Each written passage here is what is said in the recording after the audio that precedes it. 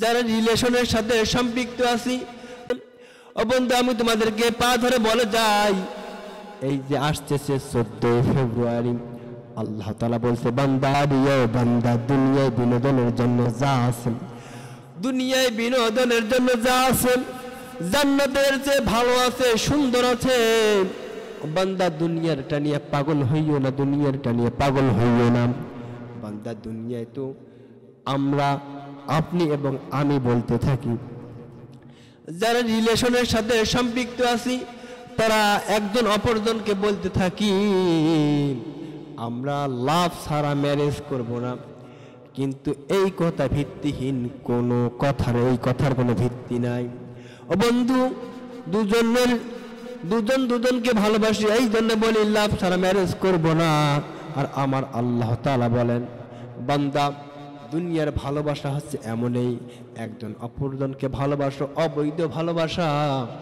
একজন অপর যখন যেখানে মন চায় ঘুরে বেড়াও, যখন যেখানে মন চায় ঘুরে বেড়াও, কিন্তু এই ভালোবাসার মধ্যে কোনো ফায়দা নাই, বরং তোমার প্রতি আমল নামায় গুনাহ হইতেই থাকে, গুনাহ হইতেই থাকে। যদি এই ভালোবাসার মধ্যে কল্যাণ নিহিত থাকতো, একমাত্র কেবলমাত্র সবার প্রথম ওলামায়ে কেরামরা এই ভালোবাসাকে প্রশ্রয় দিত, তারাও করত। আল্লাহ তাআলা বলে বান্দা দুনিয়ার ভালোবাসার মধ্যে কোনো কল্যাণ নিহিত নাই। দুনিয়ার ভালোবাসায় যদি কল্যাণ নিহিত থাকতো ওলামায়ে কেরামরা আগে ভালোবাসা করত, কিন্তু ওলামায়ে কেরামরা দুনিয়ায় এরকম অবৈধভাবে ভালোবাসা করে না। তার কারণ হচ্ছে দুনিয়ায় যদি আমরা অবৈধভাবে ভালোবাসা করি জান্নাতে আর আমরা করতে পারবো না। আল্লাহ তাআলা বলেন আনা হুব্বুক আনতা হুব্বিক, ও বান্দা যখন তুই জান্নাতে যাবি, তুমি দুনিয়ায় যাকে নিয়ে সংসার করে খাইছো ওই ব্যক্তির সাথে আবার তোমার সাক্ষাৎ হবে। দুনিয়ার পার্কের মতো কোনো পার্ক নয়, জান্নাতের পার্ক, যেই পার্কের মধ্যে তোমাকে সংবর্ধনা করবে আল্লাহর ফেরেশতা।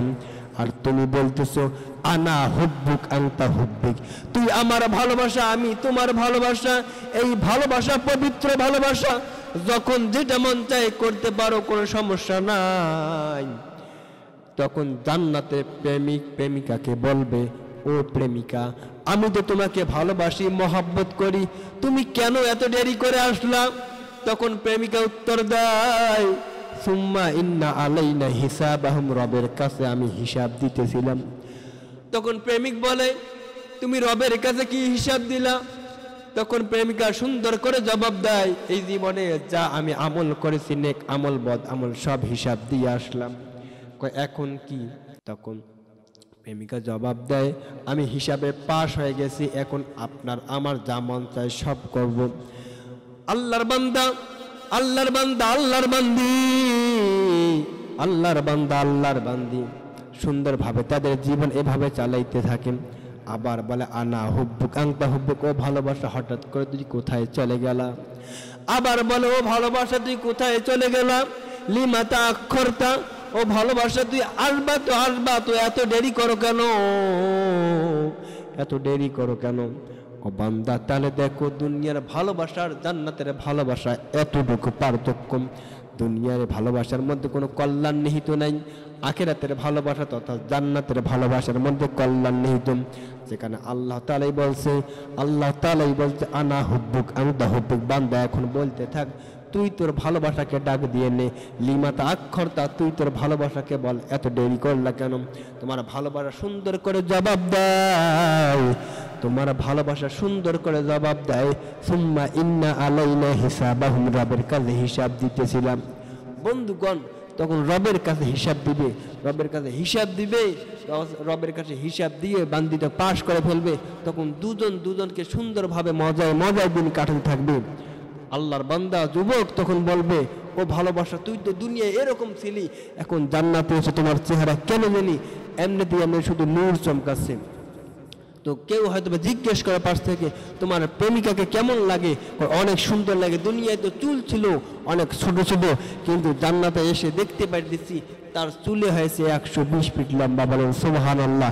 পুরো ভালোবাসার শরীর থেকে 4টা ঘ্রাণ বাহির হবে। বন্ধুগণ তার মানে 4টা ঘ্রাণ বাহির হবে, মুখের কথা নয়, আল্লাহ তাআলা স্বয়ং তার গা থেকে 4টি ঘ্রাণ বাহির করে দিবেন। এক নম্বর ঘ্রাণ হচ্ছে হাঁটু থেকে মেশকে আম্বরের ঘ্রাণ বাইর হবে, হাঁটু থেকে মেশকের ঘ্রাণ বাইর হবে, হাঁটু থেকে কোমর পর্যন্ত এখানে আম্বরের ঘ্রাণ বাইর হবে, কাঁধ থেকে জাফরানের ঘ্রাণ বাইর হবে এবং মাথা থেকে কাফুরানের ঘ্রাণ বাইর হবে।